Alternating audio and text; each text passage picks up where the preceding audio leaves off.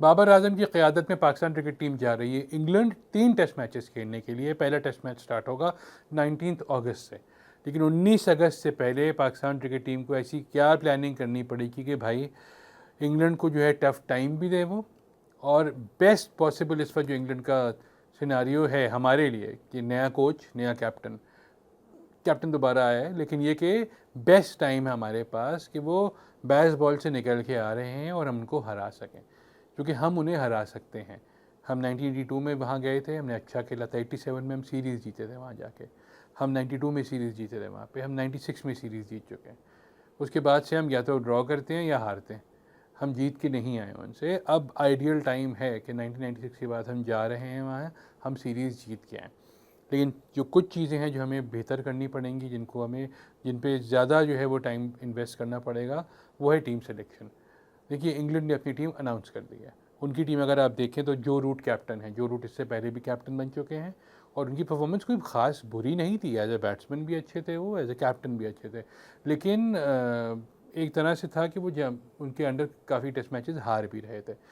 तो he is not Ben Stokes कि वो ऑल आउट जाएँ, बेस बॉल खेलें और दूसरी टीम को जो है हरा के आ जाएँ, लेकिन ये कि वो ही वॉज़ गुड, तो कैप्टन उनका सही है। फिर उसके बाद उनके ओपनर्स जो हैं वो आपने देखे हैं कि बेन डकेट जो हैं वो जब आते थे बेस बॉल में तो क्या ज़बरदस्त खेलते थे।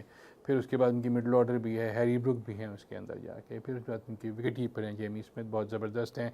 उनके बॉलर्स बहुत अच्छे हैं। न्यूजीलैंड की टीम ने जो है उनको हराया 2-1, तो उसमें सबसे बड़ा जो हाथ था वो न्यूजीलैंड के कैप्टनसी का था, न्यूजीलैंड के प्लेयर्स का था, और न्यूजीलैंड ने उन कंडीशंस को कैसे अच्छी तरह इस्तेमाल किया। हम भी ऐसा कर सकते हैं, लेकिन उसके लिए सबसे पहले क्या करना पड़ेगा? पहली चीज़ जो हमें करनी पड़ेगी कि तीनों टेस्ट मैचेस में मोहम्मद अब्बास को ड्रॉप नहीं करना होगा।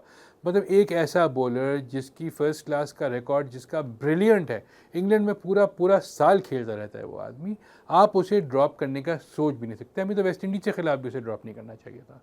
वो बैट शाह की जगह आराम से खेल सकता था वो, लेकिन पता नहीं क्यों, किसको, कौन था वो लेजेंडरी आदमी जिसने कहा कि नहीं अब्बास को ड्रॉप करते हैं। जिस आदमी के लिए आपको साल में मज़ीद टेस्ट मैचेस चाहिए हैं, आप उसी को ड्रॉप कर रहे हैं, तो ये बेवकूफ़ी है।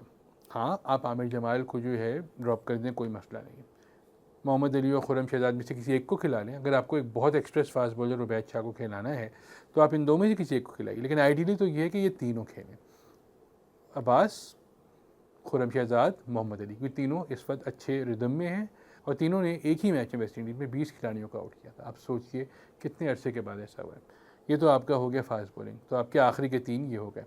स्पिनर्स की बात करते हैं तो इस वक्त स्पिनर्स में Sajid Khan is the best option, क्योंकि साजिद खान जो है हमने देख लिया, अगर वो फर्स्ट टेस्ट मैच में होते तो शायद रिज़ल्ट डिफरेंट होता। वो दिल से खेलते हैं, आपने खुद देखा जब वो बैटिंग भी कर रहे होते हैं, जब वो बॉलिंग भी कर रहे होते हैं, जब वो फील्डिंग भी कर रहे होते हैं। आपको एक ऐसा प्लेयर चाहिए है जो लेट ऑर्डर में आके स्कोर भी करे, जब चिप्स डाउन हो तो बॉलिंग भी अच्छी करे, और फिर उसकी फील्डिंग तो है ही अच्छी। मोहम्मद रिजवान से बैटिंग नहीं हो रही है, और ये बात हम बांग्लादेश में भी देख चुके हैं कि वो 50 मारने के बाद जिस तरह आउट हुए हैं, वो कोई टेस्ट स्टैंडर्ड का बैट्समैन आउट नहीं हो सकता। चाहे वो बांग्लादेश के खिलाफ पहली इनिंग में हो कि वो ऊपर शॉट मार दिया था, या फिर वो सेकंड टेस्ट मैच पे उन्होंने बॉल ही छोड़ दी थी अंदर आने वाली, तो गलत बात है। वो डिज़र्व नहीं करते। हाँ, वो साइड मैचेस में स्कोर कर जाएं तो शायद आप खिला लें उनको एक मैच टेस्ट मैच में, लेकिन अगर एक टेस्ट मैच में वो नहीं चलते तो फिर आपको नेक्स्ट में उनको फारिग करना पड़ेगा। अब वक्त आ गया है कि आपको आगे देखना है। अब जब सबको चेंज करें तो फिर उनको भी तो चेंज कीजिए ना।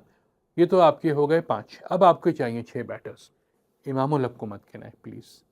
आप इमाम उल हक को वनडे में ट्राई करें, जहाँ उनका रिकॉर्ड भी अच्छा है, जहाँ वो चल भी अच्छे जाते हैं, जहाँ पे 15 ओवर की रिस्ट्रिक्शन भी होती है। ठीक है, टेस्ट मैच में वो जब जब जाते हैं इंग्लैंड काउंटी में, चाहे वो ट्रिपल सेंचुरी मार के क्यों ना आ जाए, वो नहीं टेस्ट मैच में चलते हैं। फोर्थ इनिंग में तो वो चलते ही नहीं है। तो वो तो एक बैट्समैन ऐसे हो गए जो आपका हैंडीकैप है, आप समझे, रिटायर्ड हर्ट हैं वो फोर्थ इनिंग में। ठीक, तो और आप 10 के साथ खेल रहे हैं, और जो वो पहली इनिंग होती है उसमें भी यही होता है। आपने लास्ट जिस 2 टूर्स जो इंग्लैंड के किए हैं उसमें आपके सामने ही है कि वो नहीं चल पाते, तो फिर क्यों खिला रहे हैं? अजान ओवैस के साथ अगर आप शान मसूद फिट हो जाते हैं, शान मसूद को एज एन ओपनर खिलाइए, नहीं तो अब्दुल शफीक को एज एन ओपनर खिलाइए, शान मसूद को 1 डाउन पे लेके आइए। फिर बाबर आजम आएंगे, फिर उसके बाद आएंगे आपका सऊद शकील को अगर आप फिट हो जाते हैं तो खिला लीजिए। ये जो नए बैट्समैन को आप इंग्लैंड में खिला रहे हैं, मत खिलाएं भी भाई, उस बेचारे का भी करियर ख़राब होगा, और टीम का भी जो है मोराल होगा कि आपको पता है। और सलमान अली आगा पे देखिए बहुत इस वक्त बात हो रही है, उनसे बैटिंग नहीं हो रही है, तो फिर उनको या तो ब्रेक की ज़रूरत है, क्योंकि वो बहुत अच्छे बैट्समैन हैं, बहुत अच्छे बॉलर भी हैं, आप उनको बॉलिंग इस्तेमाल नहीं करते हैं, बैटिंग उनसे हो नहीं रही है, तो फिर ऐसे में फ़ायदा क्या है। आपको जो है या तो आप उनका कोई नेमुल बदल जैसा लेके आइए, लेकिन Kamran Ghulam is a good option. Kamran Ghulam जो हैं फर्स्ट क्लास भी अच्छी खासी खेल रहे हैं, फॉर्म में भी हैं, आप उनको लेके आएँ, आप उनको ट्राई करें। हमें पाकिस्तान को सख्त ज़रूरत है कि हम अपनी बैटिंग जो है, क्योंकि हम तो 6 के बाद हमारे साथ ऐसे हो जाते थे, हम भूल ही जाते हैं कि मतलब बैटिंग होती क्या है। वो बेचारे शुरू के 5 या 6 बैट्समैन जो है 350 बनाते हैं और आखिरी के 5 जो है 25 रन बनाते हैं। दुनिया में कोई ऐसी टीम ऐसी नहीं है जो इतनी बकवास बैटिंग कर रही हो लेट ऑर्डर में जाके।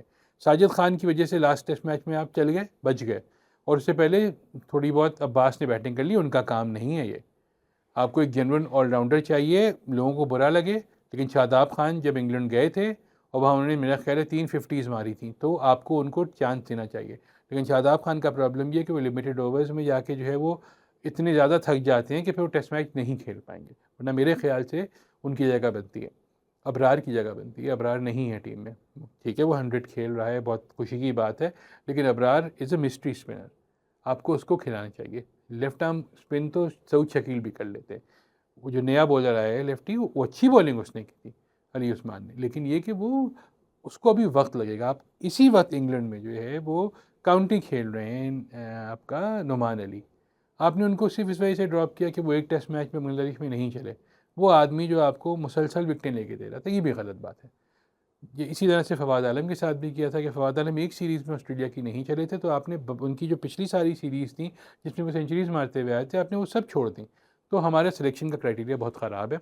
हमें इंग्लैंड में जो है हम अच्छा खेल सकते हैं, हमारी कंडीशंस जो हैं, हम इंग्लैंड की कंडीशन को समझ जाएंगे। हम एक मैच खेल रहे हैं पहले जाके, जो प्रैक्टिस मैच होगा हमारा, और उसके बाद हम टेस्ट मैच खेलेंगे, तो हमें बहुत कुछ बेहतर करने की ज़रूरत है।